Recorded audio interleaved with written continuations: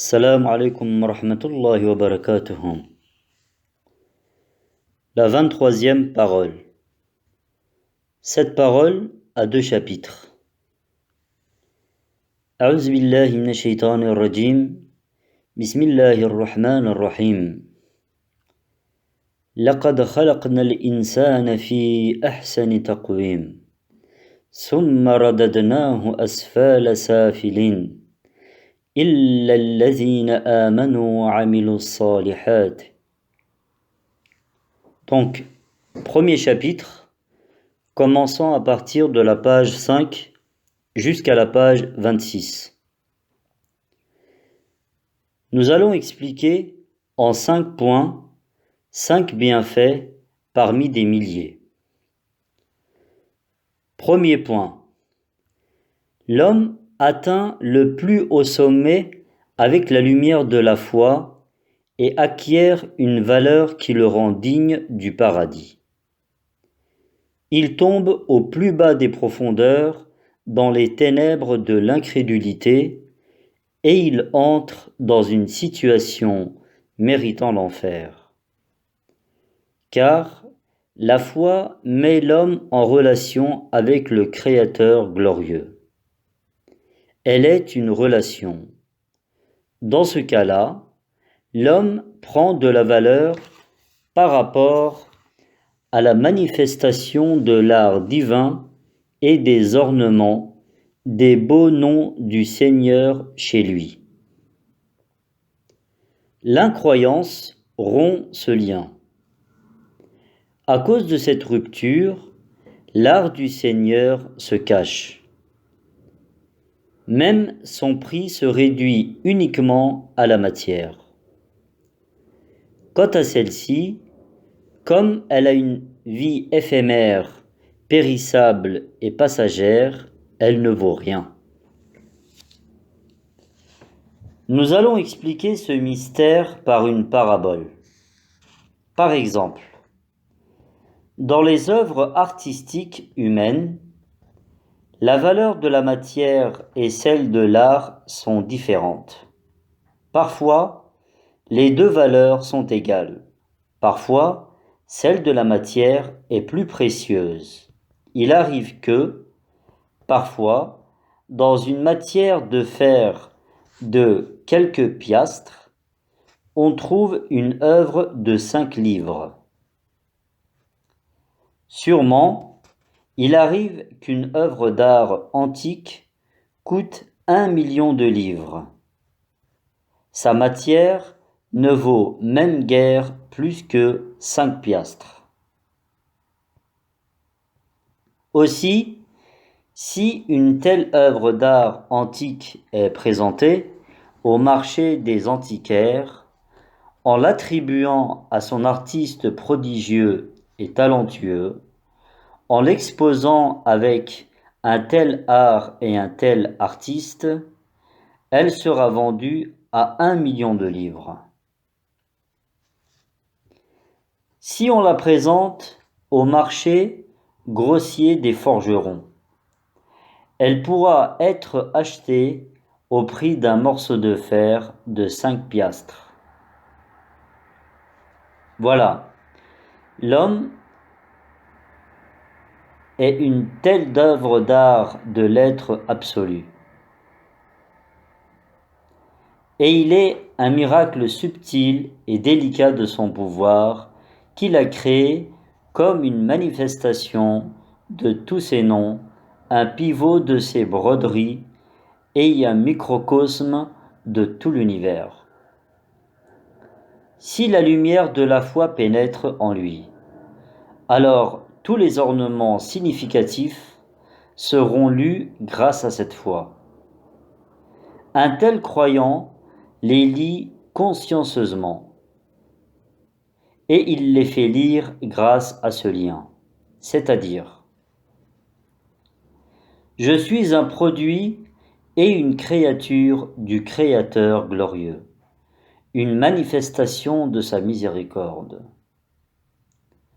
En le disant de cette façon, de telles manifestations se révéleront. Autrement dit, la foi qui est une relation avec le Créateur, montre toutes les traces de son art chez l'homme.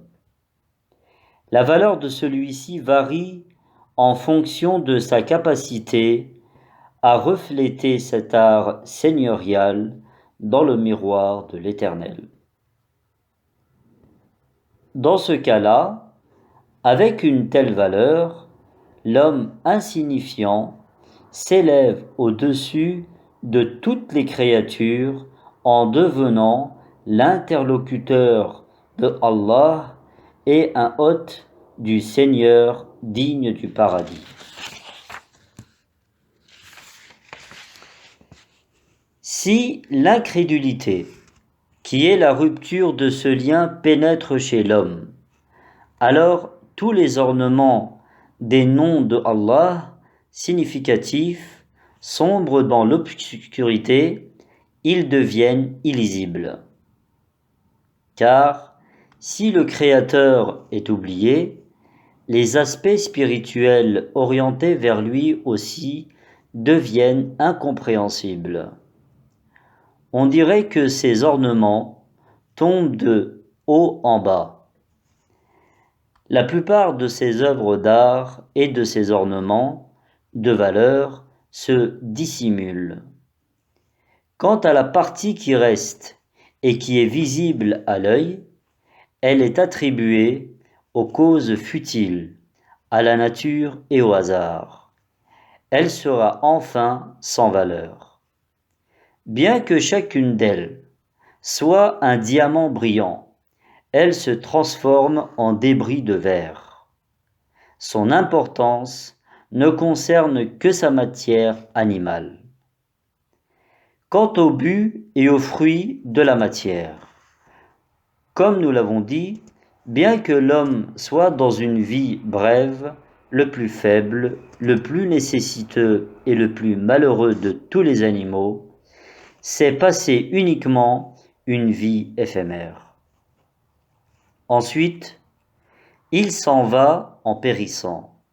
Enfin, l'incrédulité détruit l'essence de l'homme en le transformant de diamant en charbon. Deuxième point. Puisque la foi est une lumière, elle éclaire l'homme et elle fait lire sur lui toutes les lettres de l'Éternel.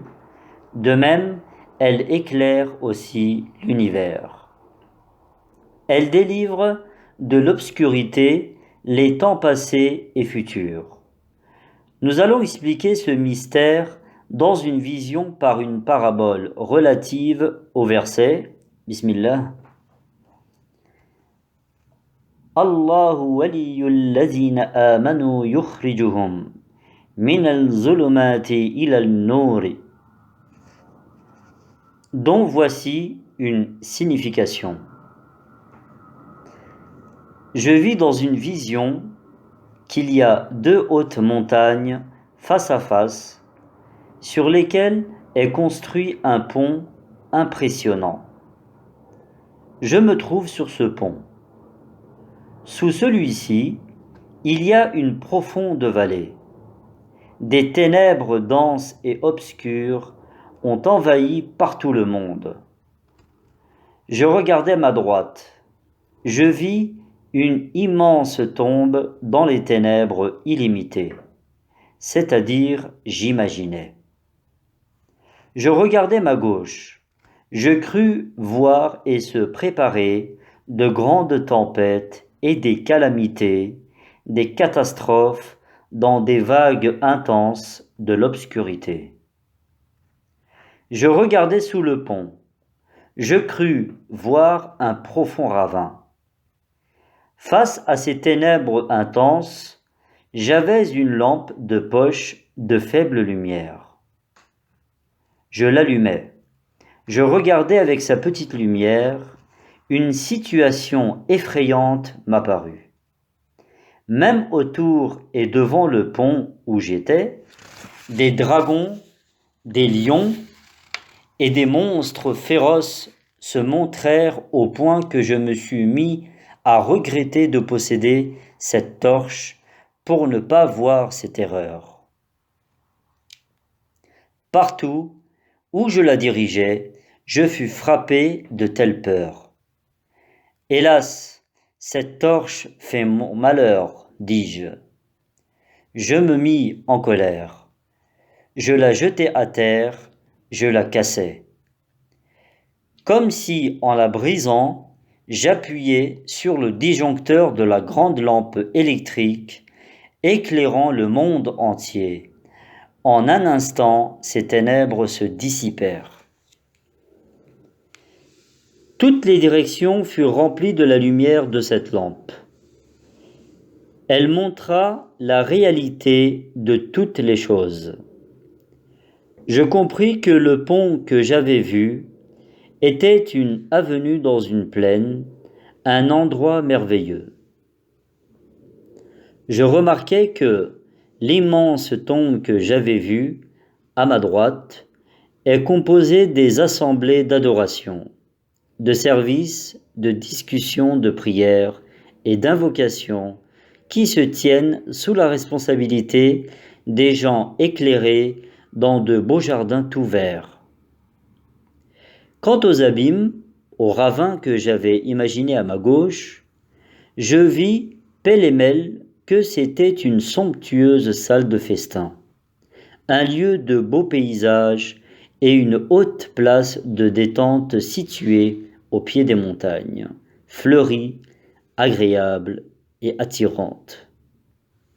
Je vis que les créatures que j'avais prises pour des dragons et des monstres féroces étaient des animaux domestiques, c'est-à-dire chameaux, bœufs, moutons et chèvres. En disant « Alhamdulillahi ala nouril iman », j'ai récité le verset « Allahu waliyul ladhina amanu yukhrijuhum minal zulumati ilal nouri ». Je me suis réveillé de cette vision. En effet, les deux montagnes sont le début et la fin de la vie, c'est-à-dire le monde terrestre et le monde intermédiaire. Quant au pont, c'est le chemin de la vie. Quant au côté droit, il représente le passé. En ce qui concerne le côté gauche, il représente le futur. Quant à la torche, elle représente l'égoïsme humain, prétentieux, se fiant à ses propres connaissances et refusant d'écouter la révélation céleste. Ce que j'avais cru être des monstres étaient les phénomènes de ce monde et ses créatures étranges. Voilà, l'homme qui se fie à son égoïsme, qui tombe dans les ténèbres de l'insouciance et est habitué à l'obscurité de l'égarement, ressemble à mon premier état dans la vision citée où il voit avec des connaissances insuffisantes. Ces connaissances, mêlées d'égarement, ressemblent à la petite lampe et le temps passé est considéré comme une immense tombe dans des ténèbres proches de l'inexistence. Un tel homme montre le futur comme un lieu de cruauté lié au hasard et à de grandes tempêtes. Il fait savoir que chacun des phénomènes et des créatures n'est autre qu'un fonctionnaire asservi du sage et du miséricordieux comme un monstre nuisible. Il reflète le jugement de وَالَّذِينَ كَفَرُوا أَوْلِيَاؤُهُمُ الطَّاغُوتُ يُخْرِجُونَهُم مِنَ النُّورِ إِلَى الظُّلُمَاتِ. Si cet homme suit la voie du salut, si la foi entre dans son cœur, si son âme pharaonique est brisée, s'il écoute le livre d'Allah, il ressemblera à mon deuxième état. Alors, l'univers sera soudain imprégné de la lumière divine. L'univers lira ce verset. Allahu nurul samawati wal ardi. Ensuite, il verra avec l'œil de son cœur que le temps passé n'est plus un immense cimetière. En revanche, chaque époque se trouve sous la responsabilité d'un prophète ou d'un saint homme, les communautés d'âmes pures en accomplissant leur devoir d'adoration, en terminant leur devoir de vie, s'envolent en disant « Allah est le plus grand » vers les sommets élevés et passe au monde futur.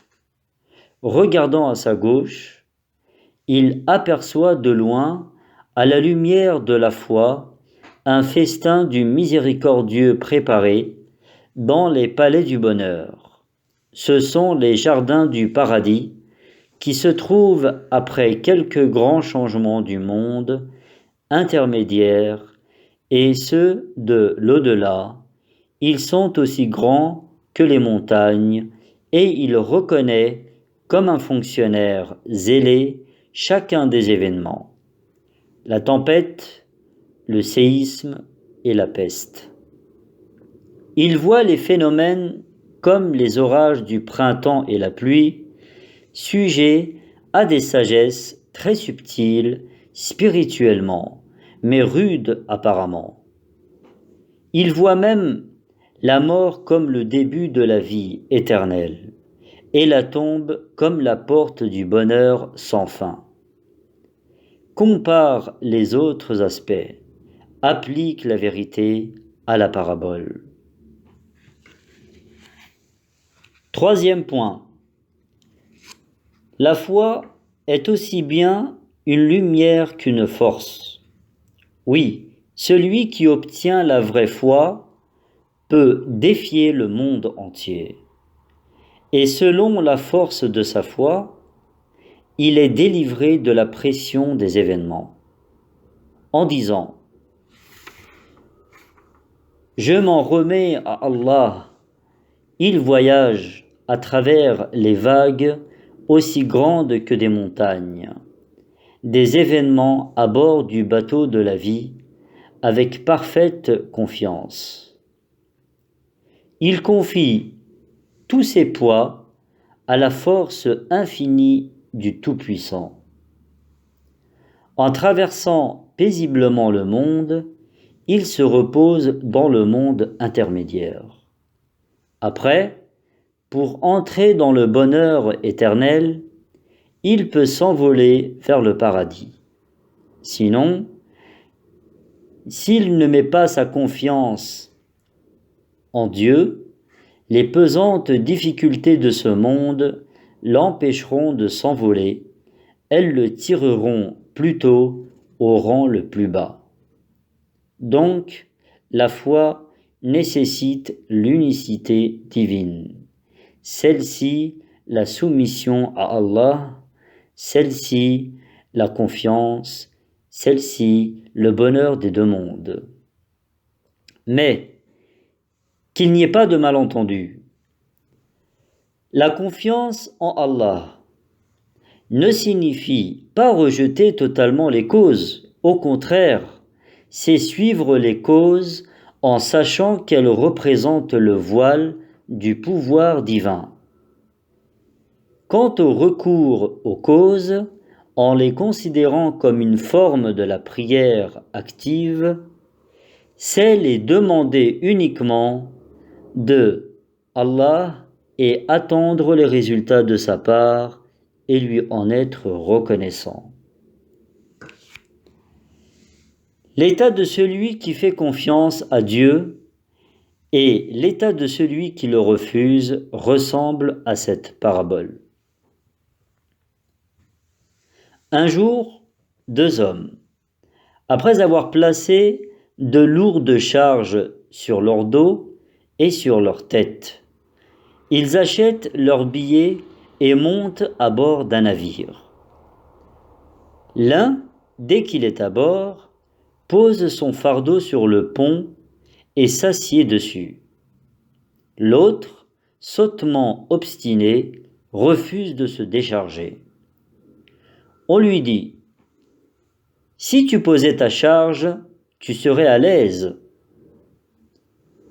Non, je ne la poserai pas. Assurément, peut-être sera-t-elle perdue. Je suis fort, je garderai tout sur mon dos et sur ma tête. Alors, on lui dit: ce bateau qui appartient au souverain nous porte, vous et nous. Il est le plus fort. Il nous protège beaucoup mieux. Toi, tu vas avoir un malaise et tu vas tomber à la mer avec tes bagages. Aussi, petit à petit, tes forces diminueront. Ton dos courbé et ta tête sans cervelle ne pourront supporter ces bagages. Si le capitaine te voit dans cet état, il t'exclura en disant: il est fou, ou bien il donnera cet ordre: c'est un traître, il accuse notre navire, il se moque de nous, qu'il soit mis en prison. Ainsi, tu seras la risée de tout le monde, parce que, aux yeux des gens attentifs, avec ton arrogance qui montre ta faiblesse, avec ta prétention qui montre ton impuissance, ton ostentation qui montre ton hypocrisie, ou encore ta bassesse, tout le monde se moquera de toi. Quand ces propos lui ont été dits, le malheureux est revenu à la raison. Il a posé ses bagages à terre. Il s'est assis dessus. Oh, que Dieu soit satisfait de toi! J'ai été sauvé de la difficulté de la prison et du ridicule, dit-il. Voilà, ô homme dépourvu de confiance en Allah, toi aussi reprends ta raison. Fie-toi à lui comme cet homme pour que tu sois sauvé de la mendicité, de tout l'univers, et que tu ne trembles pas face à tout événement et que tu sois délivré de la vanité, du ridicule et du malheur de l'au-delà, et aussi de l'étouffante pression de ce monde. Quatrième point. La foi fait de l'homme quelqu'un d'authentique et même de souverain. Alors, le vrai devoir de l'homme est foi et prière. L'incrédulité transforme l'homme en une bête sauvage, monstrueuse, extrêmement impuissante. À ce sujet, seulement les différences entre l'arrivée de l'homme et celle de l'animal au monde constituent une preuve évidente parmi des milliers de preuves. C'est aussi un argument décisif. Oui, les différences entre l'arrivée de l'homme et celle de l'animal au monde montrent que l'humanité devient vraie avec la foi. Parce que, quand l'animal vient au monde, il y vient parfaitement adapté par rapport à ses capacités, c'est-à-dire qu'il est envoyé comme s'il avait été déjà perfectionné dans un autre monde. Il apprend en 2 heures, ou en 2 jours, ou bien en 2 mois, toutes les conditions de sa vie, toutes ses relations avec les autres créatures et les lois de sa vie. Il acquiert une compétence. Un oiseau comme le moineau et un insecte comme l'abeille acquièrent en 20 jours les conditions de la vie, ceci grâce à leur instinct, tandis que l'homme a besoin de 20 ans pour posséder l'automatisme d'activité.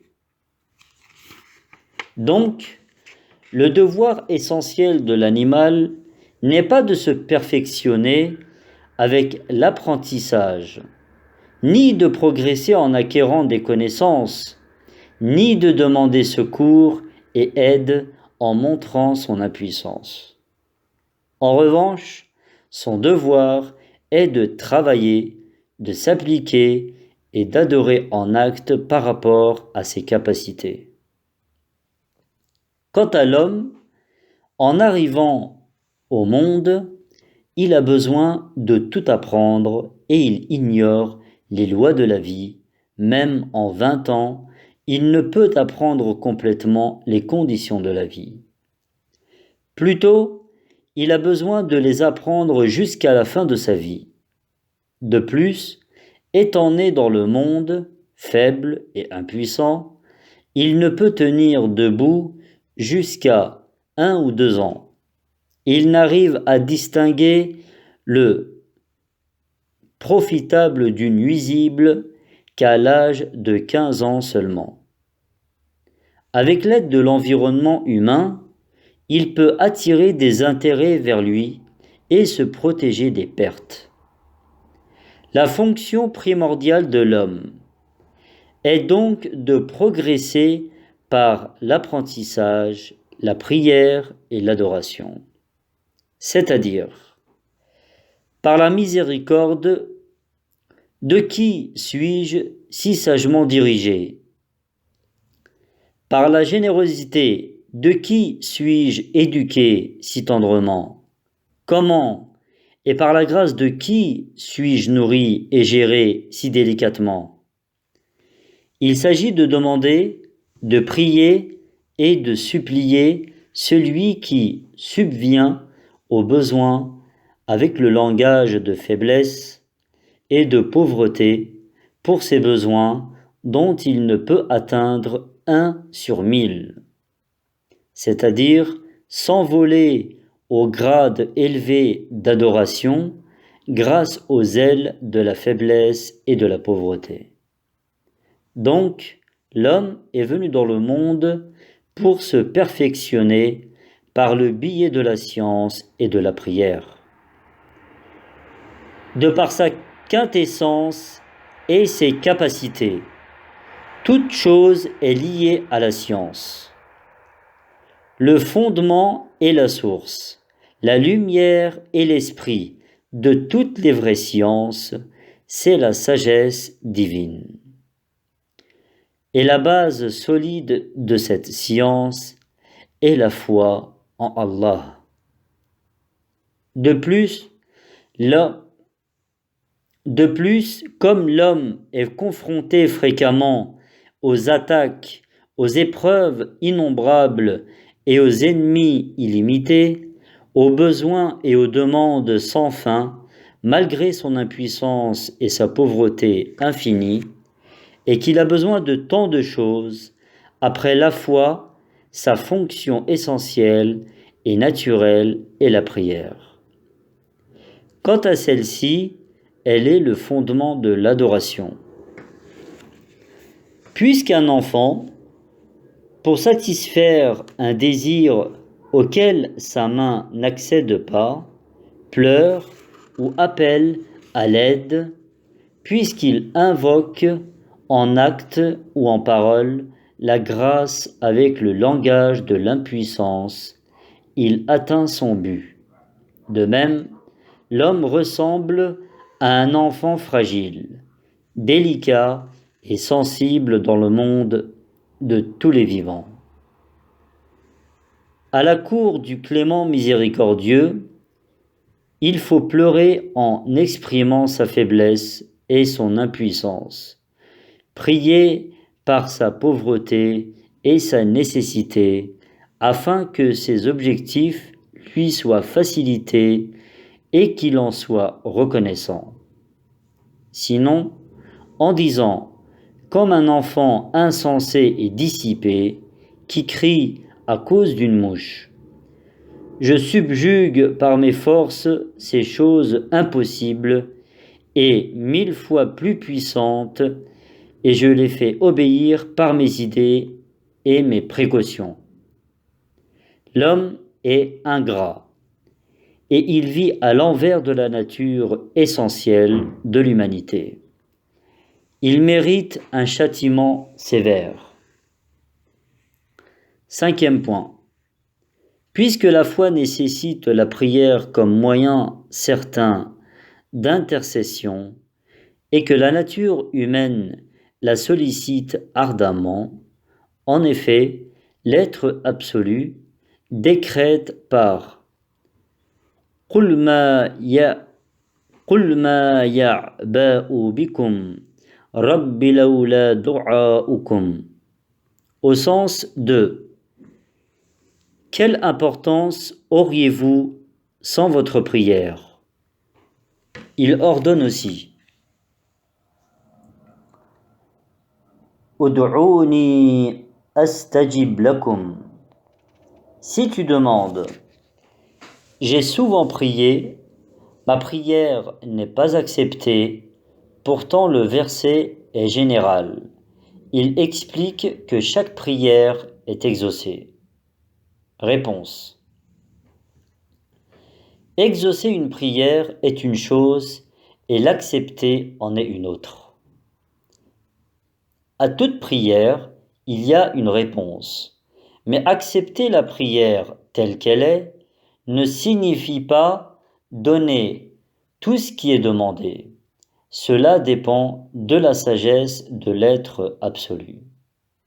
Par exemple, un enfant malade appelle « Oh docteur, regarde-moi !» Le docteur « Me voici, dit-il, que veux-tu » répond-il.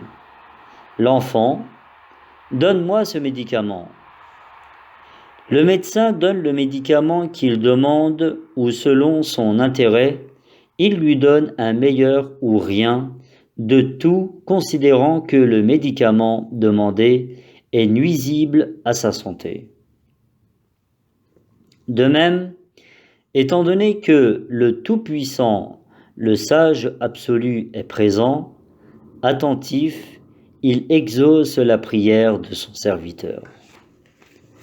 Par son exaucement et sa présence, il transforme la peur de l'isolement et de la solitude en compagnie par sa présence et sa réponse. Il donne ce qui est demandé ou quelque chose de meilleur, ou bien il ne donne rien du tout. Ceci n'est pas dicté par les désirs et les caprices de l'homme, mais c'est conforme à la sagesse du Seigneur. De plus, la prière est une adoration. Ses fruits aboutissent à l'au-delà. Quant au but terrestre, ce sont les temps de cette sorte de prière et d'adoration. Ce ne sont pas ses finalités. Par exemple, la prière pour la pluie et son invocation constituent une adoration. L'absence de pluie est le moment de cette prière. Cette adoration et cette prière ne sont pas faites pour faire venir la pluie. Si cette prière et cette adoration étaient accomplies uniquement dans l'intention d'attirer la pluie, elles ne mériteraient pas d'être acceptées, car elles ne seraient pas faites sincèrement. Étant donné que le coucher du soleil indique le moment de la prière du crépuscule et que les éclipses solaires et lunaires indiquent les moments de deux adorations particulières appelées Husuf et Kusuf, c'est-à-dire étant donné que les éclipses de deux signes lumineux du jour et de la nuit font l'objet de la manifestation de la grandeur divine, l'être absolu invite ses serviteurs à ces moments-là, en quelque sorte, à une adoration.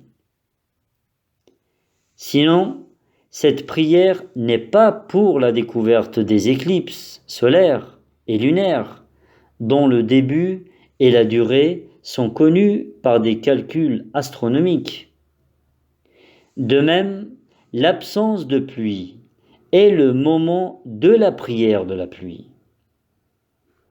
L'invasion des malheurs et l'attaque des choses nuisibles sont les temps de certaines prières particulières pour que l'homme comprenne dans ces moments-là son impuissance et qu'il se réfugie auprès de la cour du Tout-Puissant avec prière et invocation. Si, malgré le fait qu'on prie beaucoup, les malheurs ne s'en vont pas, on ne doit pas dire « la prière n'est pas acceptée » ou « la prière n'a pas été acceptée ». Plutôt, on doit dire « le temps de la prière n'est pas fini ». Si l'être absolu lève de par sa grâce et sa générosité, alors que demander de plus? Enfin, le temps de la prière sera fini. Donc, la prière est un mystère d'adoration. Elle doit être faite sincèrement pour Allah. En exprimant ceci, uniquement son impuissance, on doit se réfugier auprès de lui. On ne doit pas se mêler de sa souveraineté. On doit laisser Dieu disposer. On doit faire confiance à sa sagesse. On ne doit pas accuser sa miséricorde. Oui, puisque chacune des créatures fait une glorification spéciale, une adoration particulière et une prosternation singulière. Il est établi par l'éclaircissement des versets explicites que cette glorification, cette adoration et cette prosternation constituent une prière allant à la cour divine. Ou bien cette prière est faite avec le langage d'aptitude, comme les prières de tous les végétaux, dont chacun demande dans son propre langage une forme au munificient. Cette prière lui demande aussi une manifestation claire de ses noms. Alors cette prière est faite dans le langage des nécessités naturelles pour les besoins indispensables de toutes les créatures. Celles qui sont en dehors de leur pouvoir, chacune dans son langage demande au généreux absolu de répondre à certains besoins. Ceci constitue, en quelque sorte, une subsistance à la continuité de leur vie. Elle est faite à partir de la nécessité dans laquelle toute créature ayant une âme est obligée de chercher refuge auprès d'un protecteur inconnu. Alors toute créature se retourne vers son Seigneur miséricordieux. S'il n'y a pas d'empêchement, ces 3 prières sont toujours acceptées. Quant à la 4e sorte de prière, la plus connue, c'est notre prière. Elle est en 2 parties. L'une est en action et en état. L'autre est par le cœur et la parole. Par exemple, s'accrocher aux causes est une prière en action. La réunion, le rassemblement des causes, n'est pas pour produire l'effet. Il s'agit plutôt de prendre une position d'agrément pour demander l'effet à l'être absolu grâce au mode d'expression. Labourer, par exemple, c'est frapper à la porte du trésor de la miséricorde. Étant donné que ce genre de prière avec action est dirigé vers le nom et le titre du généreux absolu, il est, dans la plupart des cas, accepté. Deuxième partie, c'est prier par la langue et le cœur. C'est demander un certain nombre de besoins qui sont hors de sa portée. L'aspect le plus important, le but le plus beau et le fruit le plus doux de cela est que celui qui prie comprend qu'il y a quelqu'un et que ce quelqu'un entend ce qui se passe dans le cœur de son serviteur. Son pouvoir s'étend à toute chose. Il peut satisfaire chacun de ses besoins. Il a de la compassion face à son impuissance. Il vient à son secours face à sa pauvreté. Voilà, ô homme impuissant et ô pauvre humain, ne laisse pas tomber un moyen comme la prière, qui est une clé du trésor de la miséricorde et d'une force infinie. Accroche-toi à cette prière, élève-toi au rang le plus élevé de l'humanité, et comme un souverain, joins à ta prière les prières de toutes les créatures, comme un serviteur de tout l'univers et un représentant du cosmos, dit Iyyaka nasta'inu, soit ainsi un modèle de l'univers. Sadaqallahu al-Azim. Fin du premier chapitre. Al-Fatiha.